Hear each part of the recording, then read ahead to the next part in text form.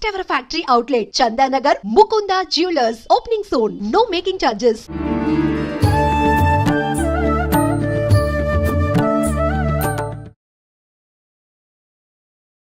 నమస్కారం, welcome to I dream. ధర్మ మార్గం విత్ విజిత కార్యక్రమానికి స్వాగతం. ప్రస్తుతం మనతో పాటు ఉన్నారు 109 బాబా సంత్ సదానందగిరి స్వామీజీ. ఇప్పుడు వారితో మాట్లాడి మరిన్ని విషయాలు తెలుసుకుందాం. మనకున్న సందేహాలన్నింటినీ కూడా నివృత్తి చేసుకునే ప్రయత్నం చేద్దాం. హరి ఓం స్వామీజీ. జై గురుదేవ్. స్వామీజీ, సృష్టి అసలు సృష్టి ఎలా ప్రారంభమైంది అంటే మనకిప్పుడున్న దేవుళ్ళందరూ కూడా సృష్టికి మనకు బ్రహ్మ విష్ణు మహేశ్వరుడు వీళ్ళే సృష్టి స్థితి లయకారకులు అంటాము. కానీ వీరికన్నా ముందర మళ్ళీ శక్తి ఉంది అని చెప్పి ఆవిడ ద్వారానే ఈ సృష్టి అంటాము. అసలు ఏంటి ఇది? ఎక్కడో ఏదో ఒక కన్ఫ్యూజన్ అనేది ఎప్పుడు ఉంటూనే ఉంటుంది. దానికి ఒక క్లారిటీ ఇవ్వండి స్వామీజీ.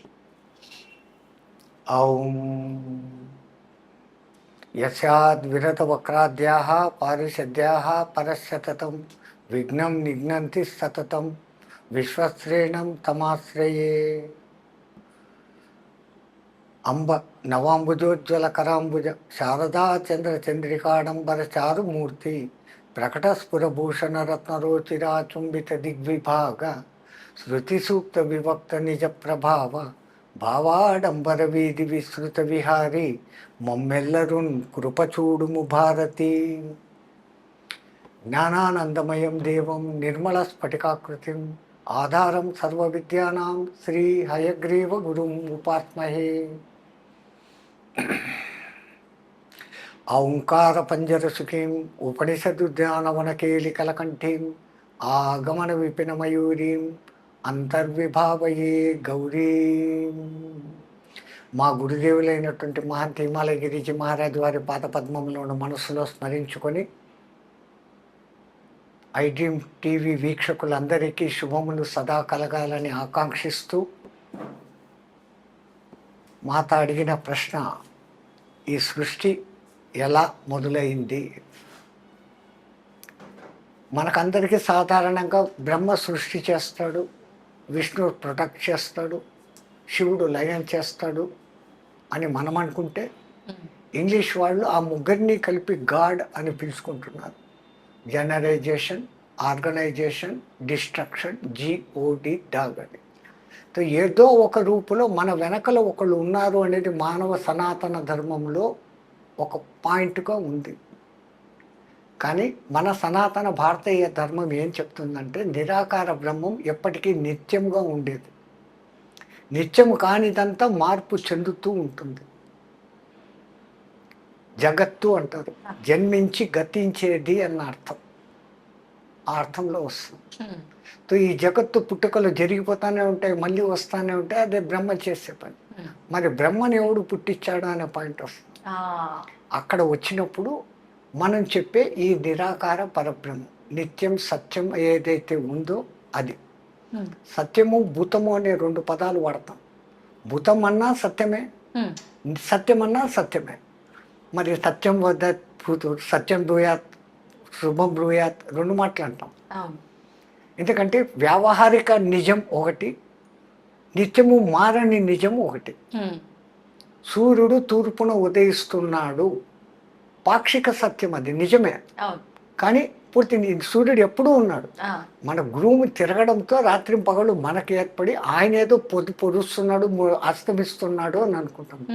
కానీ అది తాత్కాలికంగా నిజమే. ప్రతిరోజు సూర్యుడు పుడుతున్నాడు, ప్రతిరోజు సూర్యుడు అస్తమిస్తున్నాడు.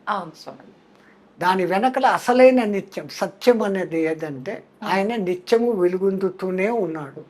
ఈ గ్రహాలు తిరగడం మూలంగా ఈ మార్పులు జరుగుతాయి. సో అట్లాగానే ఈ మూడు తాత్కాలిక సత్యమైతే దీని వెనకల నిత్య సత్యమైనటువంటి పరబ్రహ్మం ఒకటి ఉంది అని అంటాం. ఏ సృష్టి లేని ఒక కాలమందు ఆయనలో ఒక్క సంకల్పం పుట్టింది. నేను అనేకమగుదును కాక ఏకానేకో హమస్మి అని ఒక్క సంకల్పం అనుకున్నప్పుడు ఈ కోటాను కోట్ల బ్రహ్మాండాలు ఒక్కొక్క బ్రహ్మాండానికి ఒక్కొక్క బ్రహ్మ విష్ణు మహేశ్వరుడుగా తయారైనారు. అటువంటి కోటాను కోట్ల బ్రహ్మాండాలలో ఒక్క బ్రహ్మాండం మనం చెప్పబడే ఇంగ్లీష్ వాడు చెప్పే మిల్కీ వే గెలాక్సీ. ఆ బ్రహ్మాండంలో ఒక సూర్యుడు, ఆ సూర్యుడు చుట్టూ నవగ్రహాలు, లివింగ్ పాయింట్ ఏరియా అని చెప్పేసి సైంటిస్టులు చెప్తాడు. సూర్యుడికి భూమికి ఇంత 150 కోట్ల కిలోమీటర్ల డిస్టెన్స్లో ఉన్నప్పుడు మాత్రమే జీవానికి ప్రారంభమని సైన్స్ అంటుంది.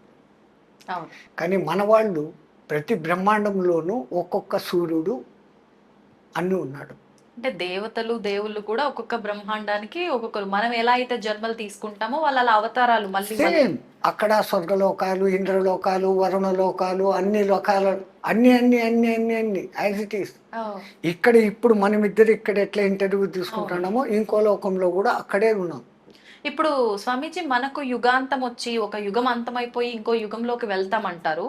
అప్పుడు కంప్లీట్ గా ఇప్పుడున్నదంతా పోయి కొత్తగా ఇంకొకటి వస్తుంది అని. యుగాంతంలో వచ్చేది తాత్కాలిక ప్రళయము అంటారు.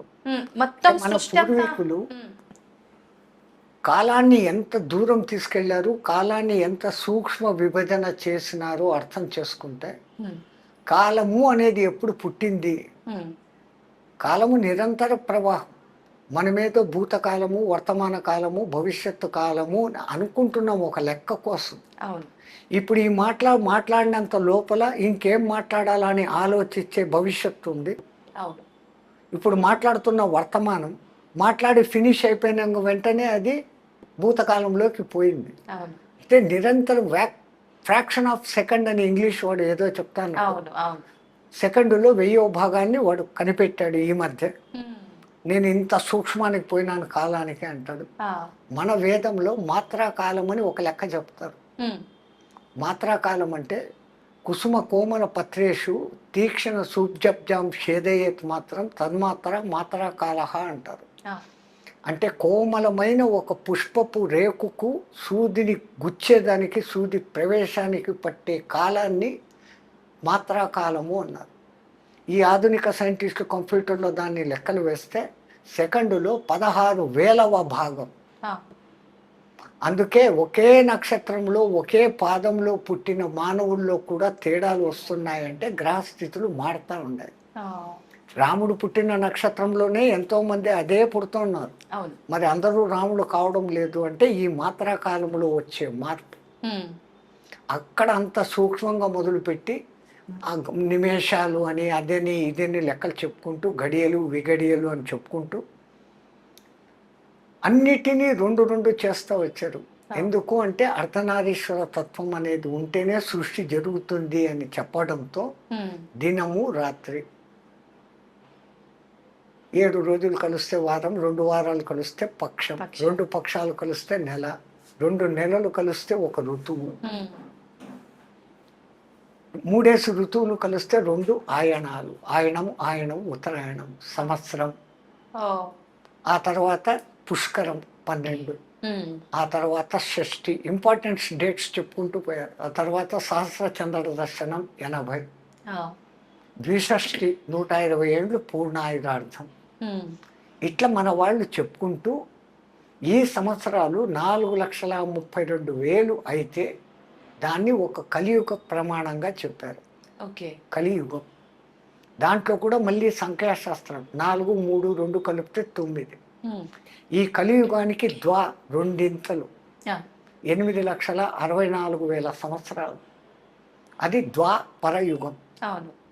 ఈ కలియుగానికి 3 12,96,000 సంవత్సరాలు. అది త్రేతాయుగం. ఈ కలియుగానికి కృతయుగం 12,28,000 17,28,000 సంవత్సరాలు. ఈ 4 యుగాలను కలిపి ఒక్క మహాయుగం అంటారు. ఈ ఒక్క మహాయుగానికి మళ్ళీ టోటల్ చేస్తే 43,20,000 సంవత్సరాలు. ఇట్లాంటి మహాయుగాలు 1000 అయితే బ్రహ్మదేవుడికి ఒక పగలు, 1000 అయితే బ్రహ్మదేవుడికి ఒక రాత్రి. 1000 మహాయుగాలు కలిగిన తర్వాత బ్రహ్మదేవుడు విశ్రమించినప్పుడు ఇంతవరకు జరిగిన ఈ సృష్టి అంతా ఆయనలోకి పోతుంది. మళ్ళీ ఉదయం తెల్లారిన తర్వాత మళ్ళీ పైకి తీస్తాడు. ఇంతకుముందు జన్మలో ఒక బంటుగా ఉన్నోడు ఈ జన్మలో రాదు.